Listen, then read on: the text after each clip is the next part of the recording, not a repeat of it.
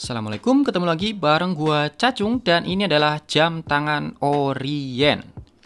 Ini tuh barangnya second ya, jadi boxnya juga udah nggak mulus. Tapi buat isinya sih gua pastiin masih oke banget.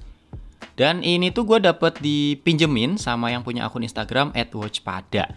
Buat penonton setia channel ini pasti tau lah, Watchpada ini banyak jualan jam tangan second berbagai merek kayak Seiko, Alba, Orient, Casio, dan masih banyak lagi. Kalau kalian tertarik, boleh langsung cek dan follow akun Instagramnya @watchpada, atau kalian bisa klik aja link yang ada di deskripsi. Oke, ini dia jam tangan yang akan kita review. Orient Mako 2 dengan kode reference FAA02001B9-1. Dan jam tangan ini juga dijual guys. Untuk harga, kalian bisa langsung DM aja adminnya Watchpada.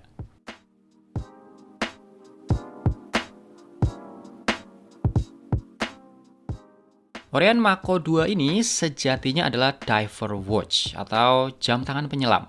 Cuma asiknya tuh secara desain dia bisa masuk kemana aja.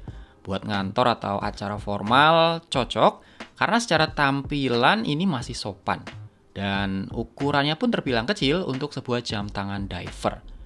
Terus kalau mau dipakai harian, buat santai juga ini enak banget loh.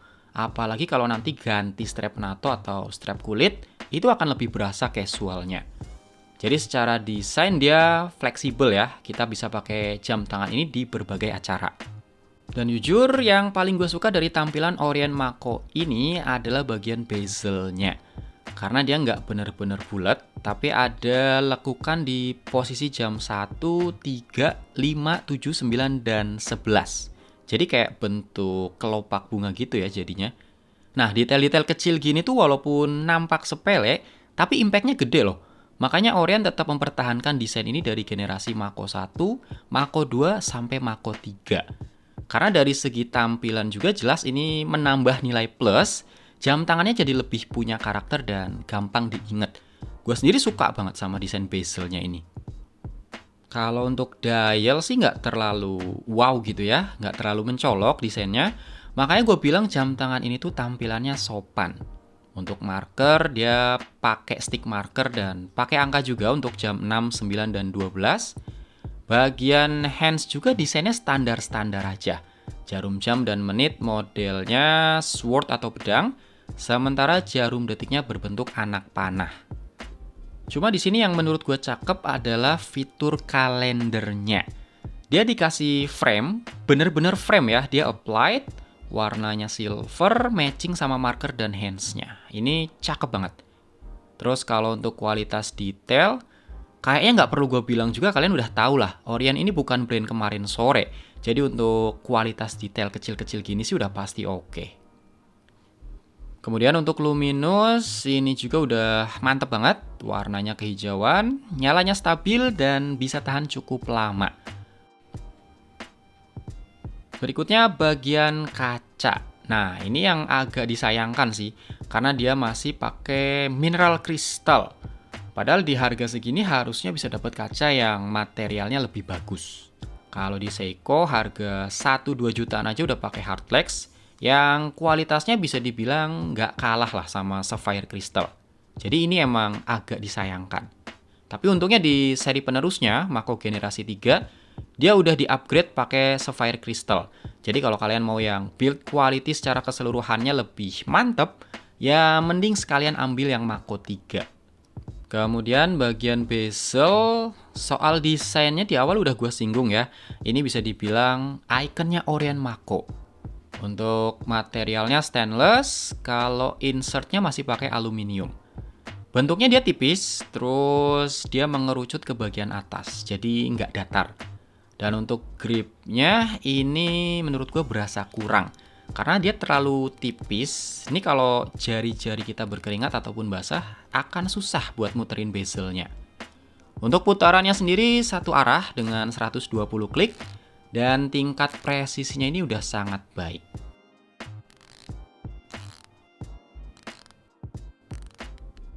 Berikutnya untuk case, sudah pasti pakai material 316L stainless steel dengan dua jenis finishing. yaitu ada finishing polish dan juga brush. Cuma di sini yang dominan tuh polish. Finishing brushnya cuma ada di bagian atas saja. Cakep lah ya. Terus bagian crown ada di posisi jam 3, lengkap dengan crown guardnya. Dia jenisnya udah pakai yang screw down, standarnya jam tangan diver ya. Nah, ini yang kita nggak temui di entry levelnya Seiko nih. Kalau di Orient, harga 2-3 juta pun, crownnya udah dikasih ukiran logo brand. Untuk strap, ini pakai jenisnya Oyster dengan finishing full brush.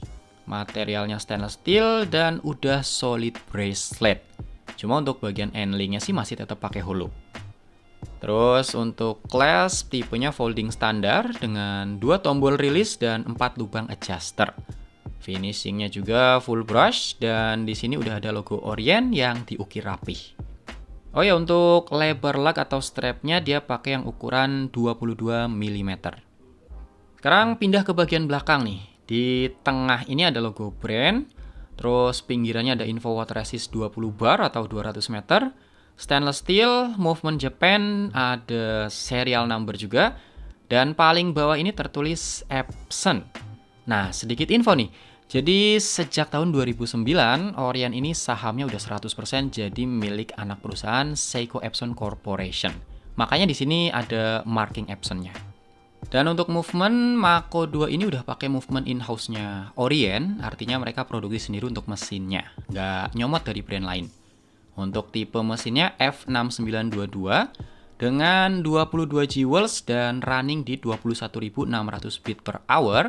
Power reserve-nya bisa lebih dari 40 jam, mendukung auto winding dan manual winding, dan udah support fitur hack mechanism. Ini speknya hampir sama kayak Movement 4R36-nya Seiko. Lanjut, untuk ukuran ini cocok sih buat tangan-tangan kecil. Diameternya 41,5 mm, tebelnya 13 mm, dan lug-lugnya cuma 46 mm. Bener-bener cocok buat kalian yang tangannya kecil tapi pengen pakai diver watch. Buat info aja, tangan gue ini lebarnya cuma 48 mm, sedangkan lug-lug jam tangan ini 46 mm. Jadi masih lebih lebar tangan gue ya. Karena kalau standar gue sih selama lug-lugnya nggak lebih panjang dari lebar tangan gue, biasanya gue akan pakai.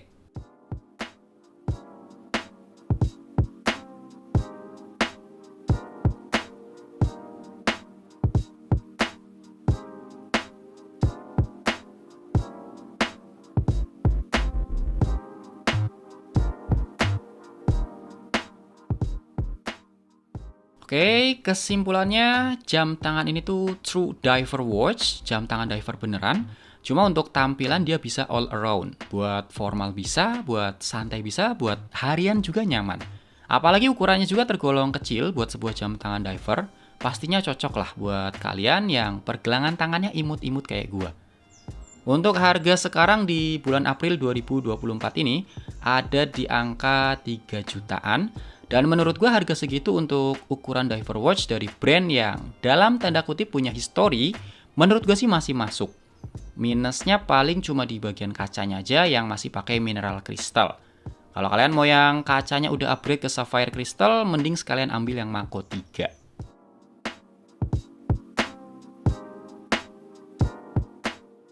Oke guys, itu tadi review dari Orient Mako 2 ini. Semoga videonya bisa ngasih informasi yang bermanfaat ya. Makasih banget buat yang masih nonton sampai menit ini. Silahkan like kalau suka dan dislike aja kalau nggak suka. Sampai ketemu di video berikutnya. Assalamualaikum.